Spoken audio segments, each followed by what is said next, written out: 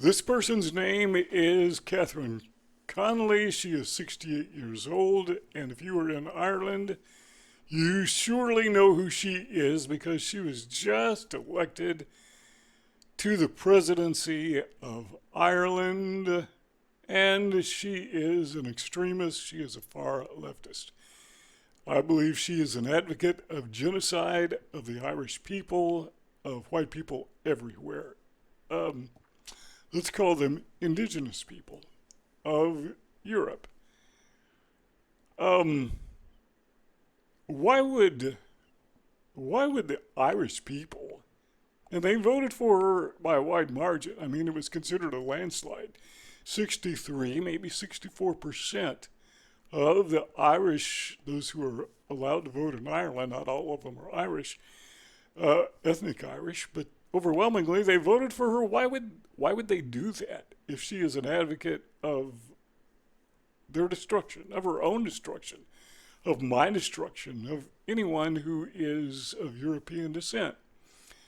Indigenous people of Europe. Why would they vote for her in large numbers?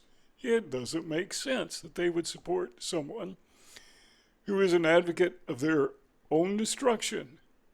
Well, again, she basically, it's a ceremonial position, president of Ireland. But if the overwhelming majority of the Irish voters would support her, they will also support the prime minister, the next prime minister. They will also support those who do have voting power, who do have control, members of parliament.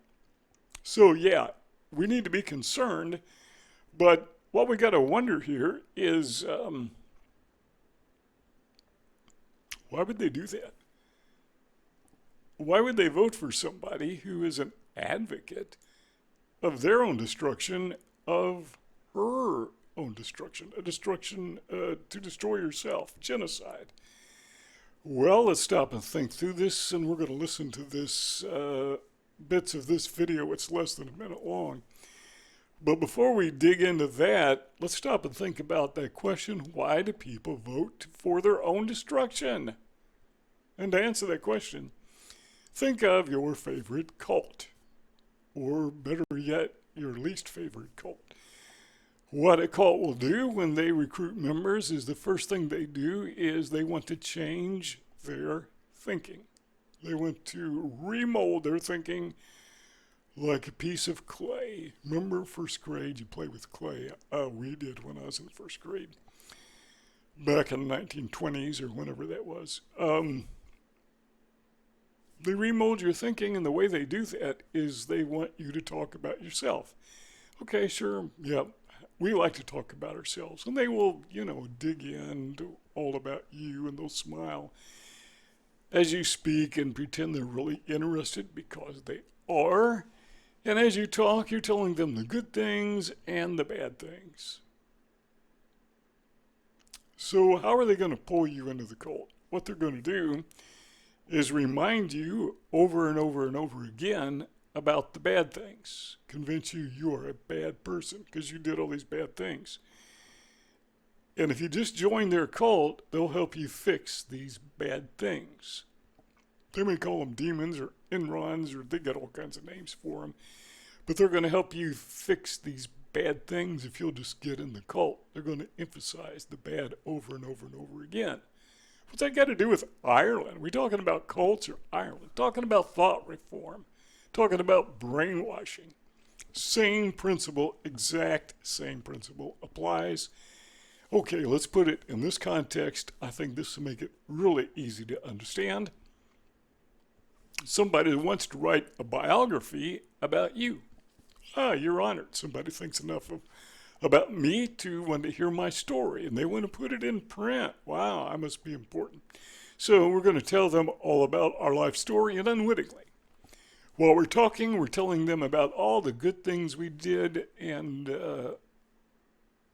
we may mention a few bad things here and there. So they write the biography.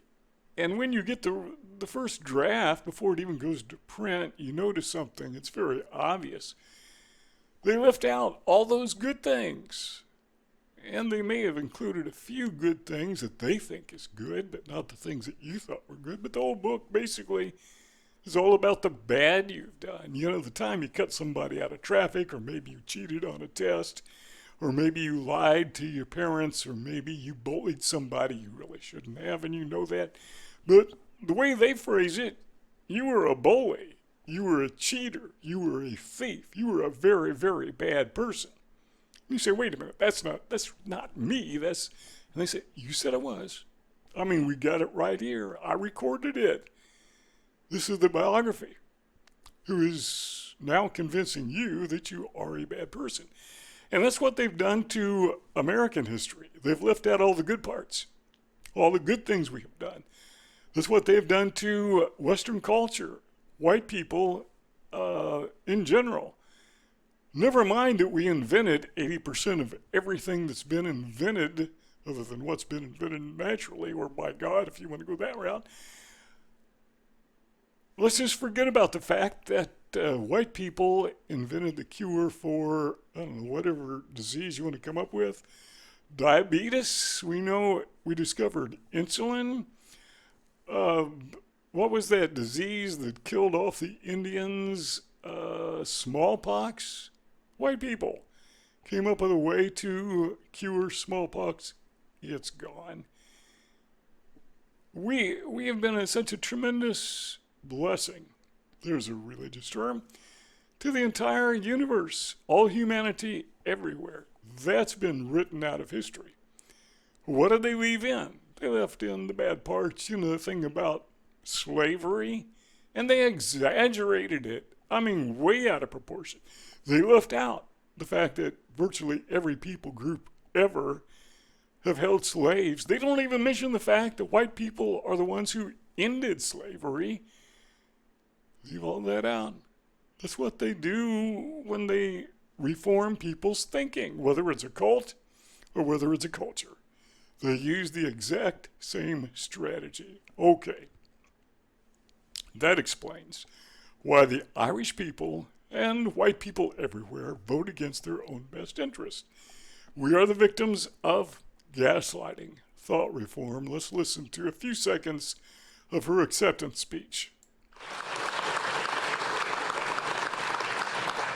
And together we can shape a new republic that values everybody, that values everybody. I mean, every single person on the planet. Wonder if they are pro-life. Well, she did say everybody, so that means she's pro-life, right? Probably not.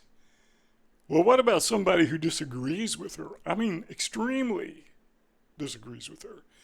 What is that four-letter N word? Starts with an N, ends with a Z-I. Their bodies. Does she agree with, she said everybody, so those are bodies. Does she agree with them? Does she welcome them? Does she welcome people who are part of the MAGA movement? Even though they're Americans, would she, oh yeah, let's bring them into, let's bring them into Ireland. Would she welcome white South Africans, Afrikaners, into Ireland? I doubt it because, well, they disagree with her. values and champions diversity, and that... Okay, let's just be frank. She's lying. They don't value diversity inclusively. So the diversity that works in their favor, they're advocates of that. In other words, they don't want just Irish in Ireland. They want as many non-Irish in Ireland as they can possibly get, because the Irish, in their way of thinking, are evil people. There's that gaslighting, and they need to be overwhelmed by people from other lands, specifically Africa and what we would call the Middle East, or they would call Asians. Takes confidence in our own identity. Okay, she's pivoting here. Take confidence in their own identity. That's nationalism. So she's going to appeal to those who disagree with her. Our Irish language, our English language. Our Irish language, okay, it's not your English language. English is the language of the English. How did the Irish get to speak English? Well, there was this thing in history, a guy by the name of Cromwell, remember that? And they invaded Ireland, and they were brutal to the Irish, and they forced the English language upon them. And apparently she's okay with that type of cultural diversity. And the new people who have come to our country, I will be an inclusive. Who are those new people that she's going to be? She's starting to say the word inclusive again. New people, and again, not Afrikaners, not MAGA people from America, not white people from anywhere unless they agree with her. Okay, who is that actress Rosie somebody O'Donnell? Maybe they're relatives. No, she's a Connolly. She's not an O'Donnell. But yeah, they probably are relatives. You go back far enough. She's welcome. I mean, there's an example of a white person who is welcome to Ireland. So yeah, they do accept some white people. President for all of you, and I regard it as an absolute honour, the vote I have been given, and I will represent you nationally and internationally to the best of my ability and as professionally and as humanely as possible. Okay, the rest of the video is just applause, but so let's recap very quickly. My opinion, she is a very bad person. Maybe not on a personal level, but on an ideological level. Because, in my opinion, from what I've seen and heard, she is an advocate of genocide, of the Irish people, of white people everywhere. She is an extremist, far-left extremist. And in fact, even the media called her left-wing. I mean, you got to be really bad for the media to not call you a moderate, or just say nothing. Even the media calls her left-wing. And so that's not good for them. It's not the Irish people. It's not good for us. It's not good for anybody. And again, recapping here, she doesn't have a whole lot of power. It's ceremonial position. But the same people, the massive number of Irish who voted for her are going to vote for the next prime minister, vote for the next members of parliament. So yeah, it's time to be concerned. When this type of thing is happening, not only in Ireland, in Scotland, and, London, New York City, we've got a fight on our hands. But as long as one of us is standing, we're still alive. And there's a lot more than one of us standing. See you all next time.